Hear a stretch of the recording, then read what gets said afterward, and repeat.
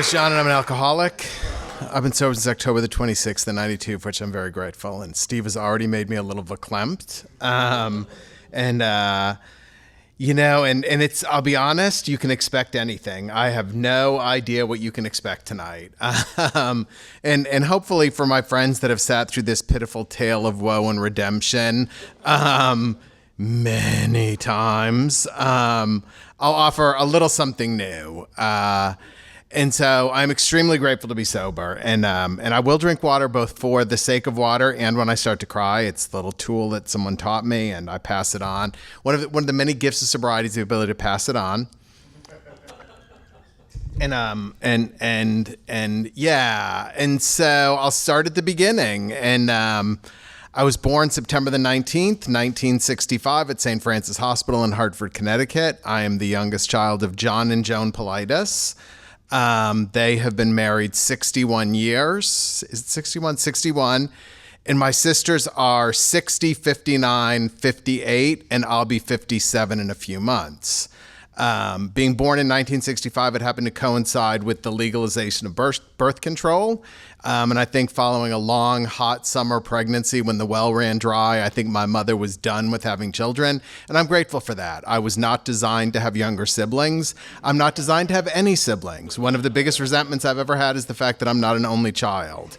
That's come up a lot recently on a fourth step. And I have siblings. They're lovely. I grew up in that expression, good people. I come from good people, good, solid people. We lived in a little house in the country when I was a little kid. It was absolutely delightful. When I was about 5 years old, we moved to the house that my parents live in now. They've lived in it for 52 years. The next door neighbors that were there when we moved in, he died last fall. They were in their house since 1954. They moved in on July. So there's all this stability. And, it's kind of interesting. I feel like I've been offered some new perspective recently. I may just be delusional. I don't know. I'm often delusional. But I feel like I've been offered some perspective. And, I was sitting in my living room the other day, and I've been in my house about 16 years. And if you had asked me 2 weeks ago, where did you grow up? I would say, and it would probably be the answer I would still give, Bloomfield, Connecticut. But really, I grew up in Westmont Avenue. Even though I moved into that house with some sober time, I feel like where I've done most of my growing up. And so these good people in a town, my dad's in business in town. My grandfather started the business in 1924. My dad still schleps off to it at 86 years old.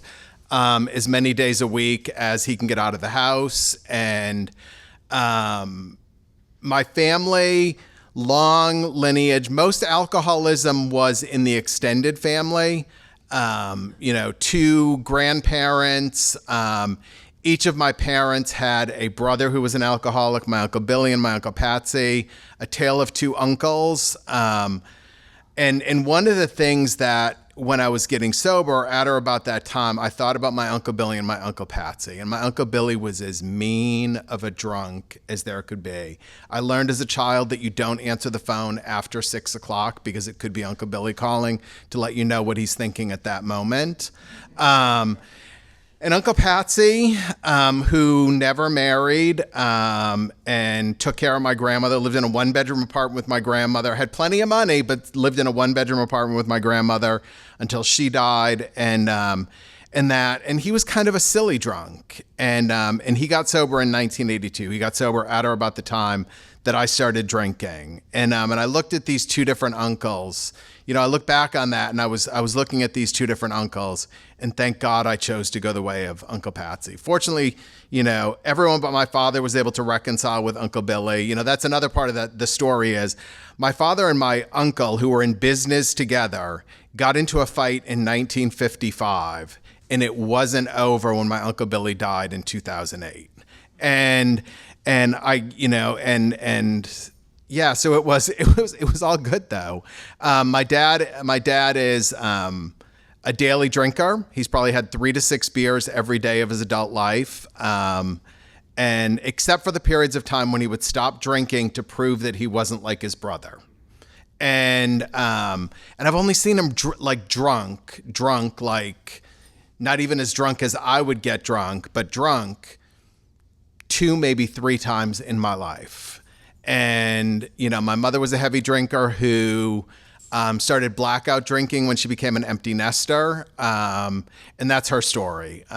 She's not happy that I'm an alcoholic. She's happy that I'm sober, but she shared with me a couple of years ago that she's not happy that I'm an alcoholic. She doesn't know what she did wrong. And I'm like, if you want to start that fucking list. But that's her deal. That's not my deal. And so life is good. Living on Tungus Avenue in Bloomfield, Connecticut, going to Catholic school. Life's rocking along. I like 14, and I'm going to go back for a second.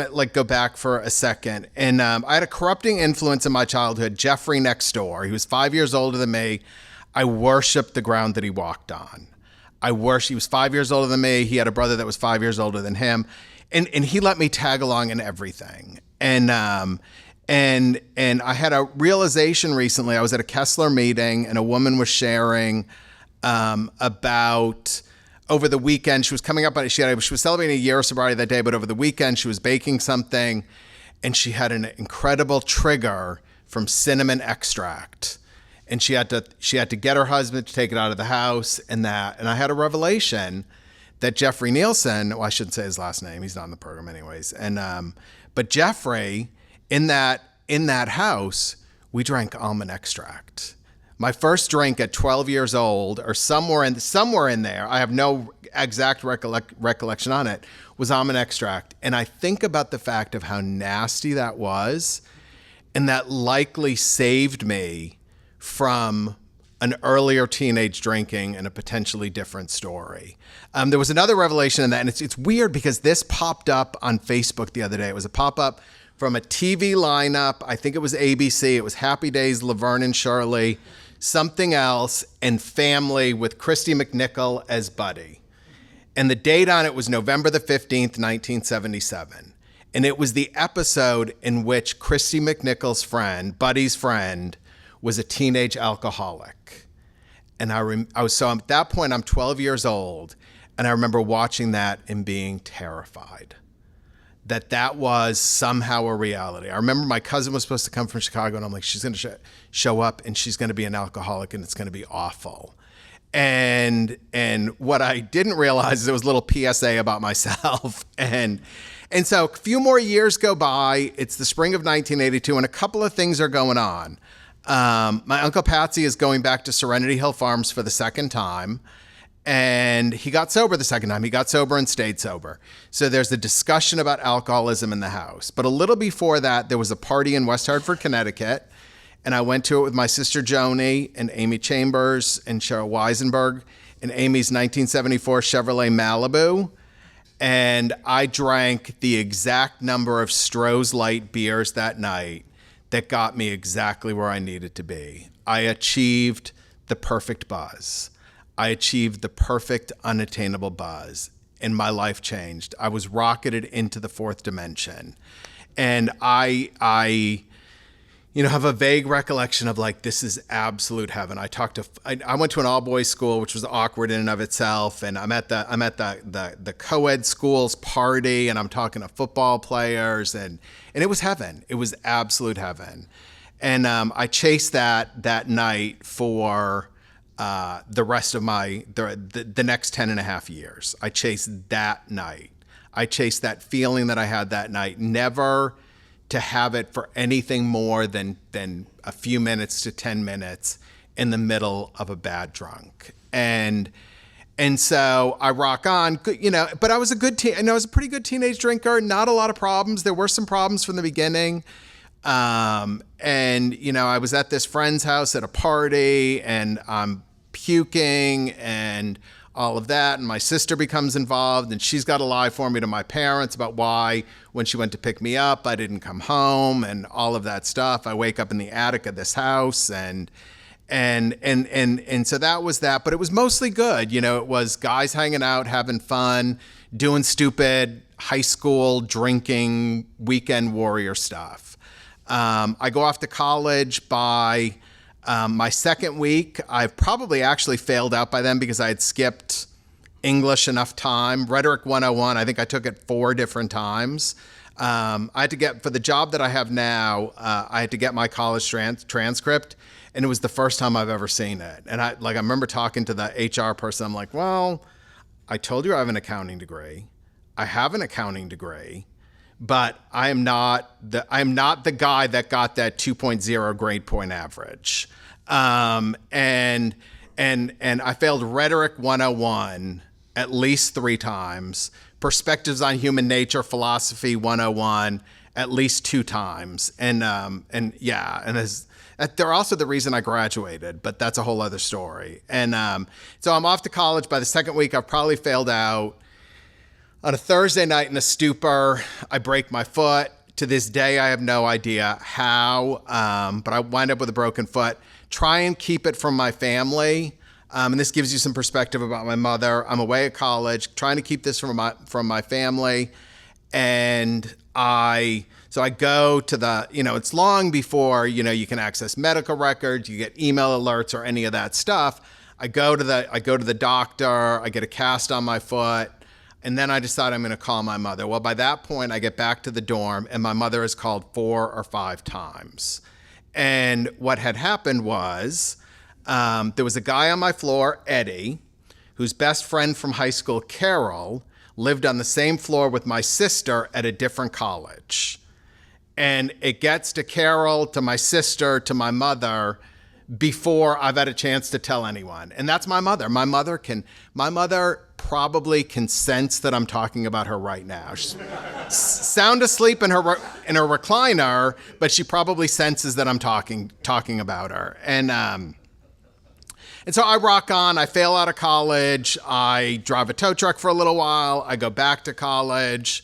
After 6 years of weekends and summers and break classes, I graduate with 2.00 and a degree in accounting. So I went into insurance claims. And I'm rocking along there, and much like drinking, it starts out really good. I had a knack for it. I did well. I did well in all aspects of it, and I was an auto damage appraiser. And I did well in all aspects of it except for damaging my company car, which is a problem. And I also lost my driver's license, and that's a big problem when you have a company car that you need to use to get to and from places. But they worked with me on that. For whatever reason, they worked with me on it. They didn't throw the baby out with the bathwater. And it changed the trajectory. And as a result of the work that I did while I didn't have a driver's license, and it was actually an interesting time. My roommate at the time, I lived in Cambridge, Massachusetts, and the office was out in Tewksbury, Massachusetts. And my roommate worked with me, and he would drive me to the office. And I think 2 or 3 days a week I was in the office, and the other days I was at a drive-in claim location at the old Wang Tower, Wang Computers, the old Wang Towers in Lowell, Massachusetts. And whoever was the supervisor of the day would drive me from the office over to Wang Towers, and I would work the drive-in claim center there. And then this really cute insurance agent who worked there would drive me to the end of the Orange Line in Malden, Massachusetts, close to where Keith Burtwell grew up. And I would take the Orange Line home. And that was my life for 30 days. But that 30 days, I was on a special project, and I did well on that special project. And the next summer, the company that I was working for bought JCPenney Insurance Company based out of Dallas, Texas. And they moved me. They needed help with this particular project with the Dallas office here. It was actually in Arlington at the time. And they moved me down for that. In October of 1990, I showed up I showed up the week before Labor Day for a week. I went back after that week, and I came back down on October the 2nd for 3 weeks. And I didn't leave until I moved to New Jersey for a little bit in 2000. And so in late 1990, I'm living here. I get a brand new Pontiac Grand Prix company car. First person to have that nice of a company car in the company. and and I'm going to talk about the intersection of Oak Lawn and Cedar Springs, and this was the first time it changed the trajectory of my life. And in this particular day, it was a Saturday, and and there were young guys here that I would hang around with from the office, and it was a good natural fit. But this particular Saturday, nothing was going on, and I decided I needed to drive into Dallas to go to this place, the West End, that people used to go to all the time. And I was driving down. I don't know how I wound up going 183 to 35 from where I was in Arlington, but that was the way I was going. And I drive by this exit, Oak Lawn Avenue. And I remember my friend Hal using cautionary terms about this Oak Lawn Avenue. And I'm like, I think I need to see what that's all about.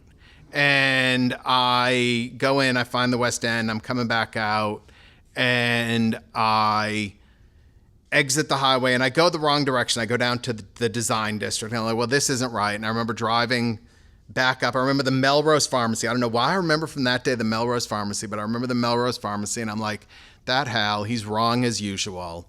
And so I'm going to turn around, and I come up to the traffic light here, and I take a left.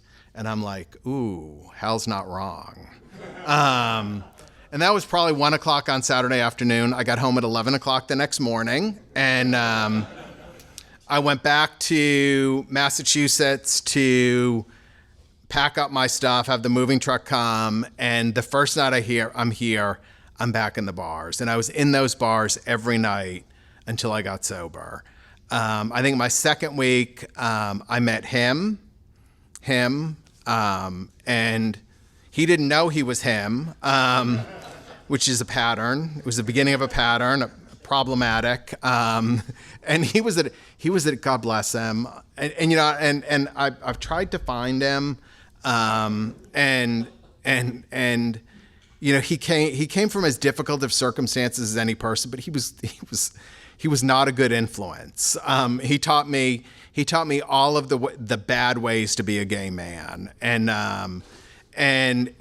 I moved him in, after a couple of weeks, and it's chaos, and things are quickly spiraling out of control. And so he's gone out of that apartment, and I move in with this guy and this girl, a girl that I used to work with in Massachusetts who'd also moved down, and her boyfriend here, and we move in together, and that was a disaster. And it's, I think about my friend Will Goldman and talking about growing up in his family, and that it was going to be dysfunctional if for no other reason he was a part of it. And that was where it was with me. It was going to be dysfunctional for no other reason than the fact that I was involved in it. And so I'm living with them. That's a disaster. I have no good, effective communication skills. I was upset one day that they weren't, that they loved to do all of this elaborate cooking, and then they would just leave the dishes sitting in the kitchen. And I'd come home drunk from the bar. No need to do anything in the kitchen, but annoyed about the fact that these dishes were in there. And so I piled them up in the middle of the kitchen floor. And then I can't understand why we're not getting along. And so it quickly becomes apparent that that's not working. And we move out at the end of our lease, and I've got a plan. I have an excellent plan. And the plan is that I'm going to move to Oak Lawn. There was this girl that I was working with. She was and I don't think it's an appropriate term anymore, but it's still a term. She was the ultimate fag hag and a horrible Al-Anon, just a horrible Al-Anon. And so we get an apartment over on Travis Street, where the West Village is now. The West Village was not there then. And we get an apartment over there. And that's my plan, because a big part of my story is driving became a problem. I would wreck cars. And drive. And I finally got into DWI. But my solution is I will move closer to the bars. And it really is, actually, it's a fairly good solution for half of the problem. And so we move closer to the bars. We get moved in there. This is August of '92, and Hurricane Andrew happens, and we both work claims, and she gets sent off to Florida and then Louisiana to work claims. One of the things, if you're in insurance, is when you're working claims like that, you are making sometimes 2 to 3 to 4 times more than your normal salary in what's called catastrophe pay. And Tammy was getting all of this, and Tammy was a train wreck Al-Anon, and Tammy didn't have a checking account, but I did. And Tammy was out of town, but I was in town. And I remember getting a coworker to sign Tammy's paychecks and deposit them into my account, and I would mail her a stipend to live on and tell her I was taking care of everything with the rest. And that caught up with me, as it would. When things like the fact that I was telling her that I was making car payments on her car and I wasn't, when the electricity was getting cut off, and those types of things. So October of 92 rolls around. I have a couple of friends from college come down. After that, I fly to New Orleans to meet my parents. In the last 2 weeks before my drinking, I met my parents in New Orleans at this childhood friend of my father's house. It was my only time I ever drank in New Orleans with my parents on Bourbon Street, in the cups of the end of my alcoholism. And we get in this Toyota motorhome and we leave out on I-10 and we go down to Mustang Island and then up through Buchanan Dam, and we are not getting along at all. It is miserable. I remember being somewhere and my dad and I think they had a tent for me that I slept in, and my dad just carrying out a case of beer and dropping it in front of the tent. And they dropped me off on a Sunday. That Sunday would have been October the 18th. They dropped me off on Saturday. I met them on Sunday for breakfast at a Denny's, I think in Mesquite. And I can remember sitting there and my mother looking at me and that look on her face. And all I saw was how much it hurt her to love me. And she said something to the effect of, "I hope to never see Texas or you again." And they got in the car and they drove up to my sister's. And that last week was mostly uneventful. I was, now at this point I'm out of work. I'm not in the office for 2 weeks, which is one of those periods of times. I think it used to be in banking that you would have to take 2 weeks out because that was the amount of time it would take to find improprieties. And they were finding improprieties. They had found out about a DWI that I had lied about. There were other accusations which actually weren't true. And it's one of those things where but I was living the kind of life that those accusations would certainly sound like they were true. And, but they weren't. And, so that week winds up, my boss calls me on a Saturday, and that's October the 24th. And he tells me, "You need to pick me up at my house tomorrow. I have to go somewhere for work. We need to talk. Some stuff happened while you were gone." And I pick him up. We go to DFW Airport back when you could go in, and we had a couple of beers. And he told me that, they found out about the DWI. They were concerned about this other thing, that when I was to go in the morning, I wasn't to go to my desk. I was to go to the manager's office directly, and that they were going to ask me for my resignation. And that was the information that I had. I went that afternoon, and Tammy was nowhere to be found, and she obviously wasn't happy with me. That was my roommate's name. I don't think I said that. And I went to JR's with this guy that I had dated a few months before, and his new boyfriend, and this guy Scott. And Scott was a masseur at the Oaklawn Myotherapy Center at 2727 Oaklawn Avenue. And so we're in JR's. They leave. I stay for a little while. And somehow that later that night, I wind up on the phone with Scott. And Scott tells me, what I remember the conversation is because I'd been talking to Scott a little bit, because he was a masseur, but he had been a paralegal. So I was talking about some of this work stuff from a legal perspective, which is brilliant in my mind. And he says something to the effect of, "John, the building that I work in is where Alcoholics Anonymous meets.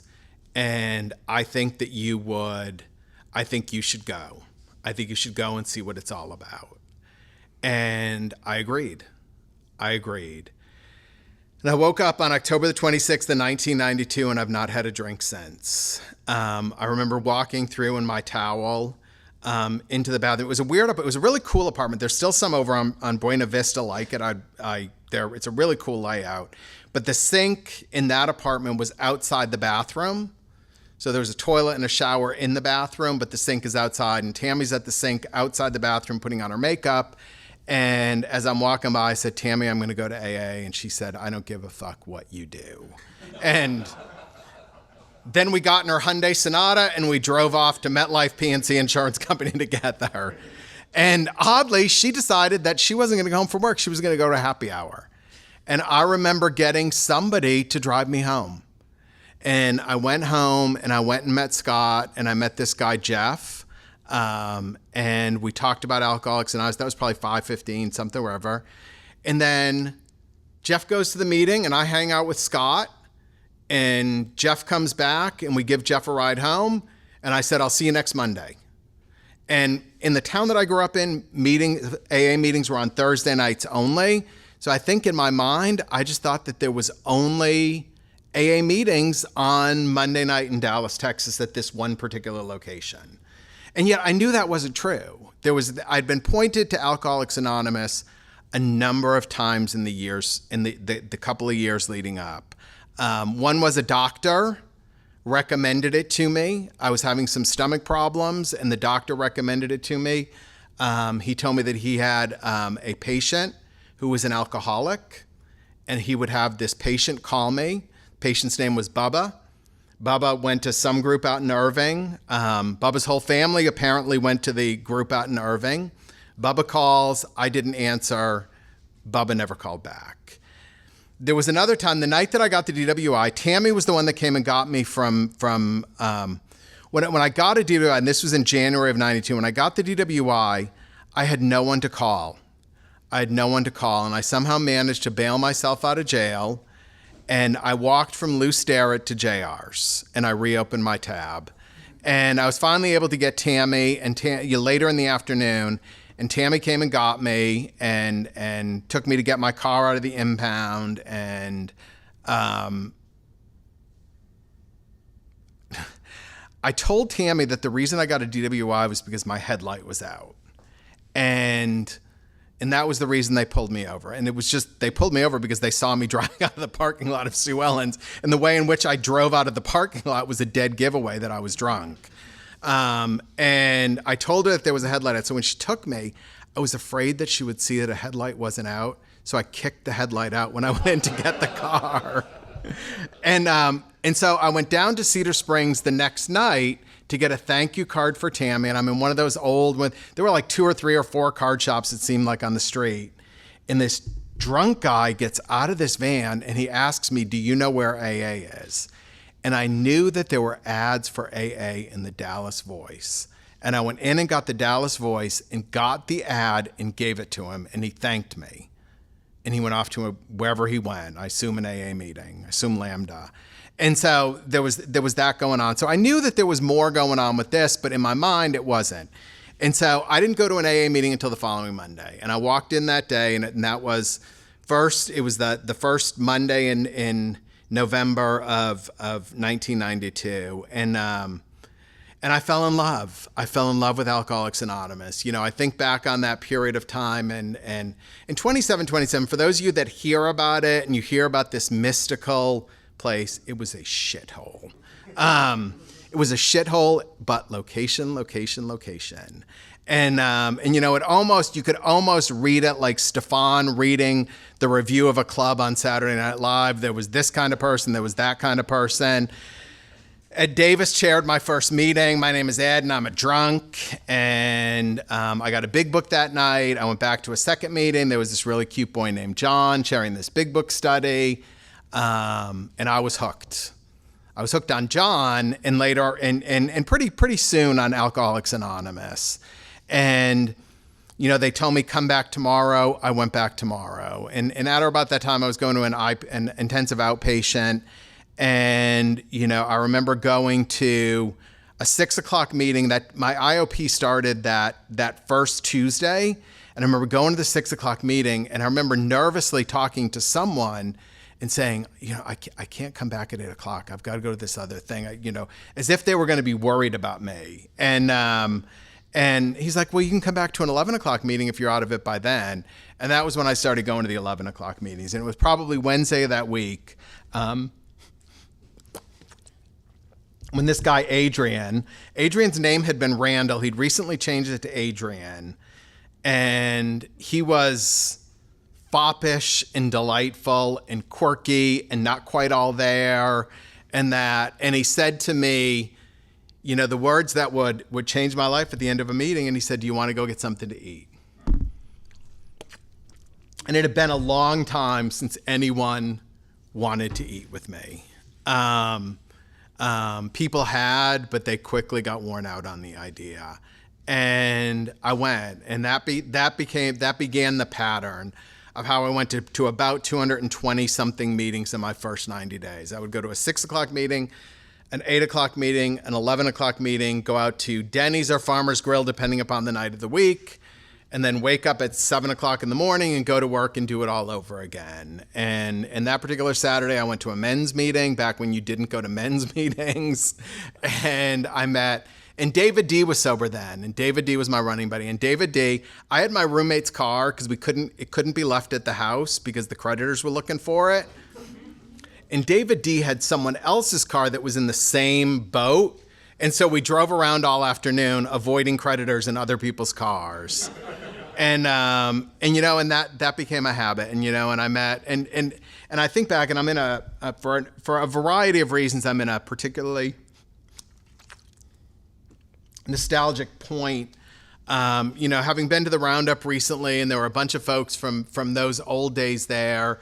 And, you know, and I would define that experience of going to the Roundup as reconnecting with people that I forgot that I loved, and even the ones that I don't like, and who shall remain nameless. God, that got awkward. And so, you know, it was amazing, you know, and I think back on it, and it's a little awkward tonight because I'm not used to being one of the people with the most sobriety in the room, because my experience in Alcoholics Anonymous is those people that were here have stayed. The people that are here have stayed. Harvey and Tom and Mark were about the most sober people when I got here with 16 years of sobriety in 1992. And Mark passed away sober a couple of years ago. And Tom and Harvey are still here. And they still hold that. It's kind of, I would imagine, it's an awkward privilege, that awkward privilege of often being the most sober in the room, which I always thought was something I would want to be until it starts to happen. And it's an awkward privilege. And you know, and at the Roundup, there was Diane P, and I would think back on those 6 o'clock meetings, and it was like a Stefan defining a club. There was Diane P up there on that side. There was smoking and non-smoking, and you'd be looking at each other and sneering about the smoking sometimes. And Diane P would sit over there, and her ex-girlfriend Kimmer, and this woman Nancy Simmons, who would talk about the only burning bush experience was when she dropped her cigarette in her lap on Central Expressway. King Solomon, King T. Solomon, which was his real name, his birth name on his birth certificate. And the character, and Charlie Brown, and the characters among characters, and Father John. And I remember telling my story for the first time on a Sunday night, and which was the night back then you would tell your story for the first time. And Father John coming up to me, you know, hugging me on the way out afterwards, and he's like, "Oh, that was the best first year story." And I was so honored. I didn't realize that each week was the best first year story that he'd ever heard. But that night I was honored. And the old, you know, and you have to mention him, Jack Clary. He had a tongue then. He had a tongue and he smoked. My name is Jack Clary. He'd light up a cigarette. My God smokes. I have a codependent relationship with my higher power. I'm not going to use the F word from the podium. Family. And all of these characters, and what a privilege, what an absolute privilege. And I sat with Diane P at the Roundup the other week, and it was just like old home week. It was like it was the magic elixir that I needed. You know, and life rocks on. You know, I work with a sponsor. I work the 12 steps. I make mistakes. I clean those mistakes up. I make more mistakes. I clean those mistakes up. I have successes. There's regression in that. And I'm going to tell a couple of stories in that period. And so, you know, and I had this sponsor, George. He's gone. He died unexpectedly in 2008 when I was 15 years sober. And he was wonderful. He was wonderful. And one of the hardest parts when he died is people really tried to beatify him as if he wasn't a human being, and he was very human. And I remember there was this guy, John, that guy from that first meeting. I became infatuated and stalked and obsessed and stalked for 2 years. And I remember going to George, you know, with this dilemma, and this is not AA approved. It's not part of AA or anything like that. But I go to this dilemma and like all this, and he's like, John, I want you to go. And back in the day, go to the Dallas Observer. You need to go on 3 personal ad dates. You need to go back on 3 personal ad dates with 3 different people and report back to me. And I went on these awful personal ad dates, and I report back to George. I'm like, George, you know, it didn't work. And he's like, what do you mean it didn't work? I'm like, I didn't meet anyone. I didn't fall in love. He's like, it worked beautifully. I didn't hear about that goddamn John for 2 weeks. And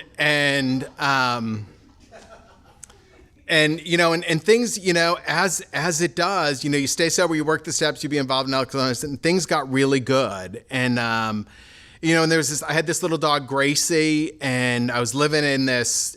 And speaking of Jack, our front doors were this far apart in these apartments over on Rollins Street. And I had this little dog, Gracie, and things were good. And this one particular Friday, and I knew that at that point in time, I was 35-ish, I think 34, 35.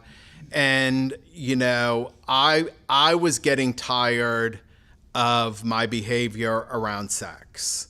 And at or about the same time, I was sponsoring someone who was really struggling along those lines. And one of the big triggers for him was that he would relapse at the baths. And that was never a problem for me. That was a very different outlet for me. And this one particular Friday, I'm trying not to do any of that behavior. And I'm at work, and much like with that, you know, and that definitely is not the problem that alcohol was for me, but I'm trying not to do that kind of behavior. I want to do something different so I can have a different experience. And on this particular Friday, somehow, by lunchtime, my mind had switched and that it was going to be okay and I was going to go. But it wasn't okay in my mind. And I remember putting my head down on my desk at work and, you know, saying silently, God, you know, if you can, you know, change my heart, or whatever the prayer was, to not engage in that behavior. And I was going to go to a 6:00 meeting that night. I go home, walking my dog around the block. This big black dog comes following us, which is somewhat intimidating when you're walking a little dog, but the dog was very friendly. And it follows me up the stairs, around the gate, up my stairs, and sits down on the doorstep. And it's 5:30 at the corner of Rollins and Douglas. And George is really good. George is like really amazing with dogs. And I call up George. I'm like, what do I do? And he's like, well, you know, it's winter. You know, if you're comfortable putting him in your car, put him in your car, go to the meeting, you know, leave the windows cracked and all of that. When you come out of the meeting, bring him home. Traffic will have died down. He'll probably just want to go on his way. Do that, come home, and dog gets out of the car. Dog follows me up on the front step. I'm like, George, call George. What do I do? And he's like, okay, so the next thing you'll do is you've got dog food for your dog. Take the dog food out into the alley, drop it, walk back to your apartment. He'll be more interested in the food. He won't follow you. He won't see that. Not interested in the food, follows me back to my apartment, is now sitting on my back step. And I call George, and he's like, well, you got to let it in. And and it's about 11 o'clock, and the dog's name wound up becoming Rambler.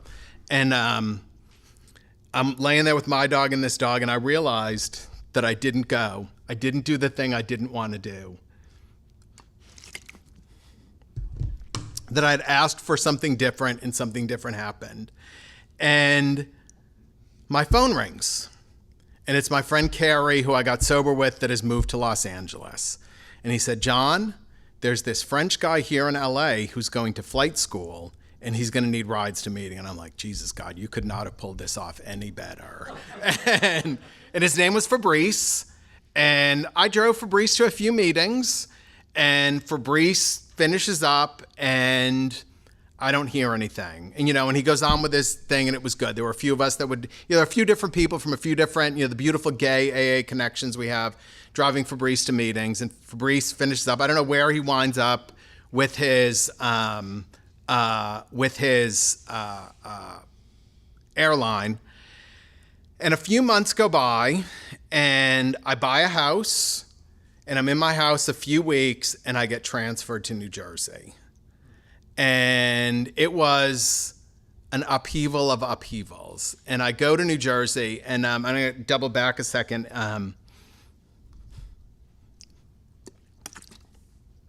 The Friday night before I leave, I'm sitting with George,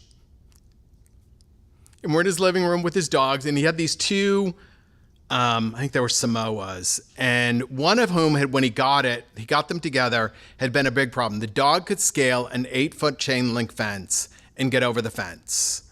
And we were talking about it, and I think it was Miss Victoria was her name.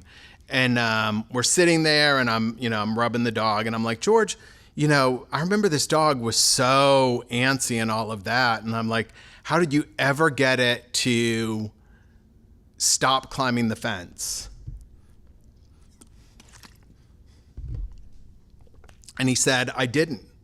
He said, one day she realized that there was more love on this side of the fence than there was on the other side of the fence. And he said, just like you did with Alcoholics Anonymous. And by the next weekend, I'm in New York for the first time.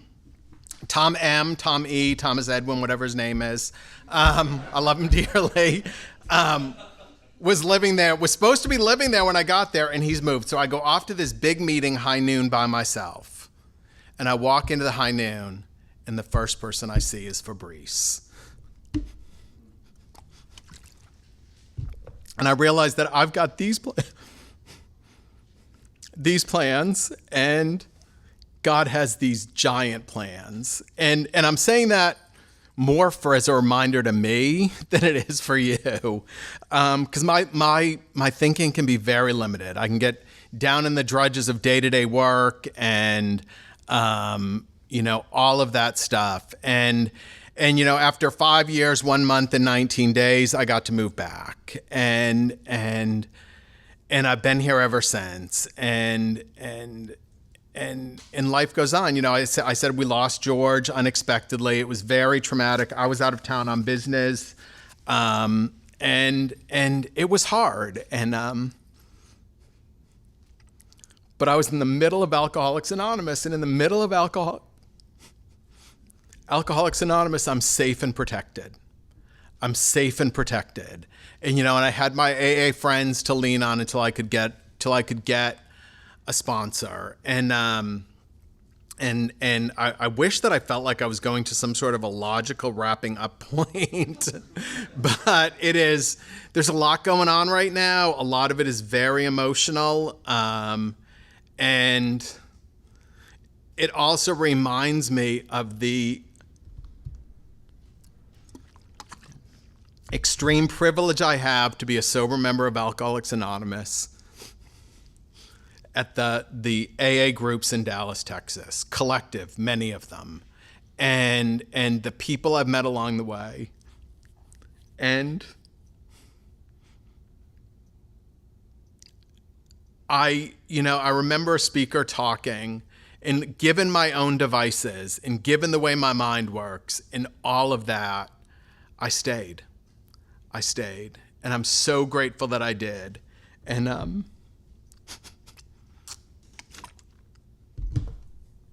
actually thought it's Steve's fault. I thought for a fleeting moment I could pull this off without crying. But Steve got me going. He said way too many nice things about me. Don't like introductions at all. Don't like introductions at all. Don't need anyone saying anything nice about me. And I'm so glad I stayed. All of this time, more than half of my natural born life has been in Alcoholics Anonymous. And I'm glad I stayed because I could have missed it all.